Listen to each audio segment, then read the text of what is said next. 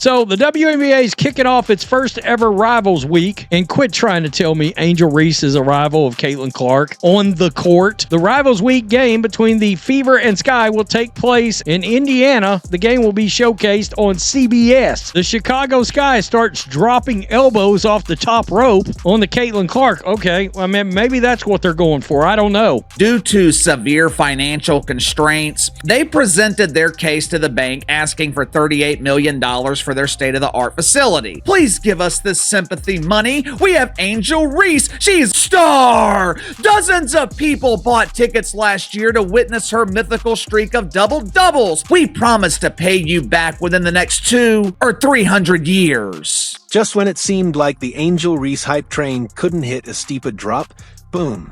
2 minutes ago, the Chicago Sky got denied a massive $38 million bank loan. And guess who they pitched as their star selling point? Yep, Angel Reese. The Chicago Bravado proudly announced plans to build a state-of-the-art practice facility. But there was just one problem. They did not have the money to build the facility. The Chicago Bravado, they were having trouble finding a bank that was willing to loan them money. Their loan request was denied, rejected. And you mentioned how you stand up for other people. I want you to know that we stand for you. Thank you. Sis, your fans, they're not to be played with. Thank you. We do, and we know you carry a lot of weight and you represent so much, but we love what you have brought to the game, and I feel like a lot of people on the outside are saying, oh, this person gets the credit, that person. For us, we got you, period, period. Turns out the banks aren't falling for the media hype, neither are the fans. But that's not even the wildest part. While Reese and her squad struggle off the court, ESPN just got called out for fabricating a rivalry between Angel Reese and Caitlin Clark, trying to sell it like some epic showdown. Spoiler, it's not even close. The Fever versus the Sky is not a rival. Indiana smoked the Sky 3-1. In this video, we're cutting through the noise and getting real.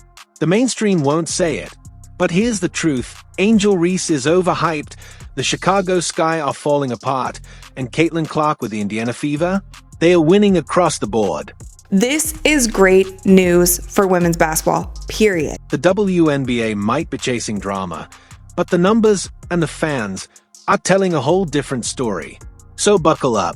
It was trying to convince us that Caitlin Clark was not the only one responsible for elevating the WNBA dump. Forbes tries to convince us that Angel Reese is more popular than Caitlin Clark and Paige Beckers combined. What evidence was provided? Angel Reese has more Instagram followers. What the hell does that have to do with anything? I didn't even know that Caitlin Clark was on Instagram. We're about to pull back the curtain and break it all down. Why Angel Reese is losing support, why ESPN's narrative is crumbling, and why Caitlin Clark is the real reason the WNBA is still breathing.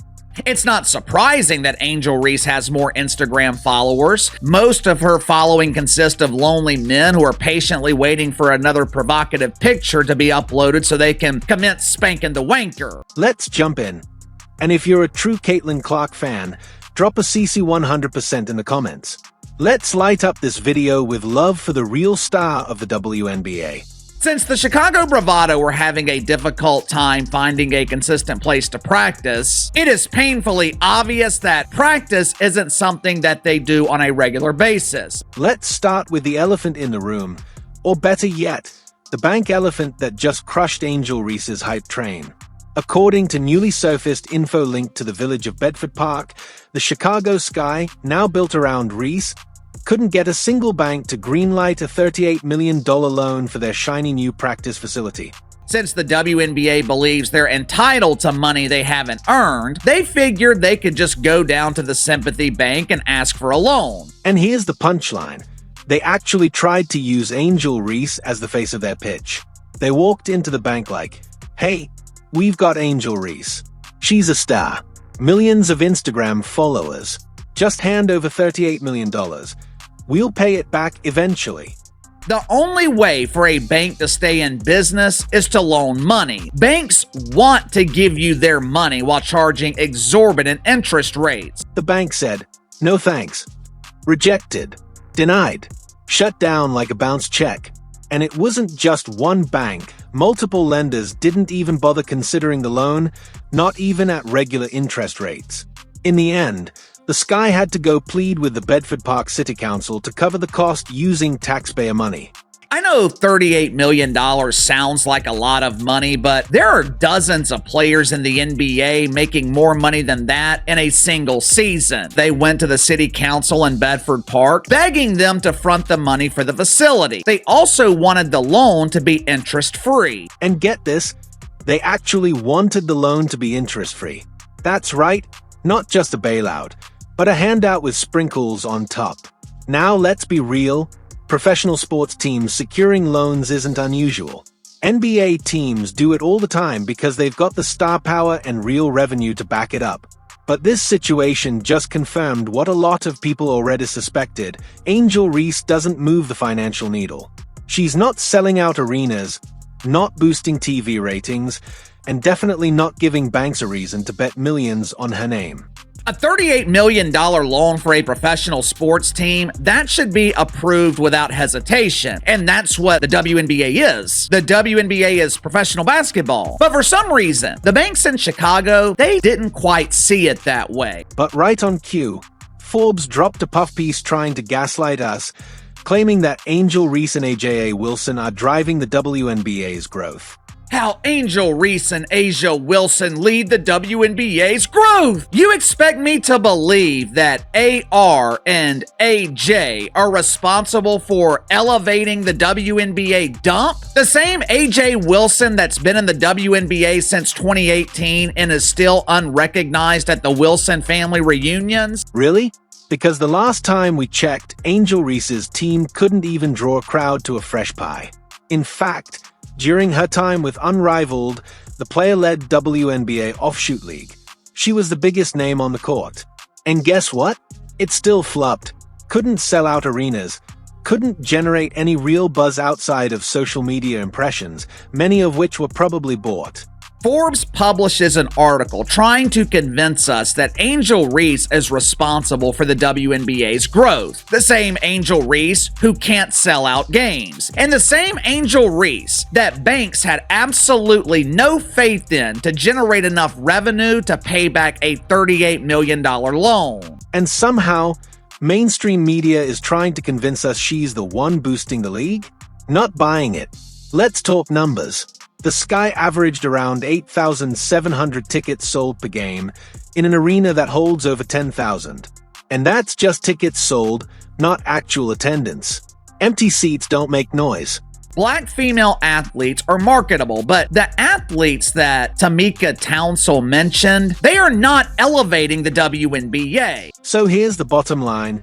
The WNBA bet on Angel Reese, and the market straight up said, nah, we're good. The numbers don't lie, and fans are calling it out. Despite what the media wants you to think, Reese isn't the game changer they claim. She was given the spotlight to prove herself, and yet her league still couldn't sell out arenas.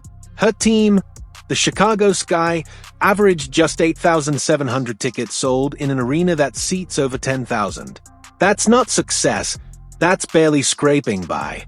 Now, let's talk about one of the biggest media manipulations in recent sports history, ESPN trying to force a fake rivalry between Angel Reese and Caitlin Clark down America's throat. They are promoting a headline matchup between Reese's Sky and Clark's Fever, pretending it's a big deal. But here's the truth. Last season, the Fever dominated the Sky 3-1. It wasn't close. ESPN wants us to believe there's some fierce battle brewing, but it's just not there. They've tried to sell us that Angel Reese is elevating the WNBA, but Reese can't even elevate her own team. Meanwhile, Caitlin Clark is actually moving the needle. She's the one driving the league's popularity, and the numbers prove it. ESPN's attempt to elevate Reese alongside Clark is laughable. It's like comparing LeBron to a junior varsity squad. Fans are questioning the narrative, wondering how this could possibly be a rivalry when Clark is cooking the Sky both on the court and in the ratings. And let's not forget, the WNBA moved Chicago's home games against Indiana to the United Center, not because of Reese, but because of Clark. That's who people are paying to see, that's who the cameras are following, and that's why CBS is airing those games in prime time. The media can't admit that, though. Because if they acknowledge that Caitlin Clark is the main driver of the WNBA's growth, their whole equality narrative falls apart. Caitlin Clark is the real star. She's the one breaking records. 366,000 Instagram followers, surpassing Serena Williams' record by 100,000. She's the one who's actually moving the needle. And for anyone saying Angel Reese is more popular than Clark and Paige Buchers combined, let's be real. Followers don't equal greatness. That's not basketball. That's not impact. That's just noise. The matchups between Clark and Reese last season pulled in some of the biggest ratings the league has seen in 23 years. There's nothing wrong with hyping up matchups, but you can't manufacture a rivalry out of thin air and expect fans to buy it.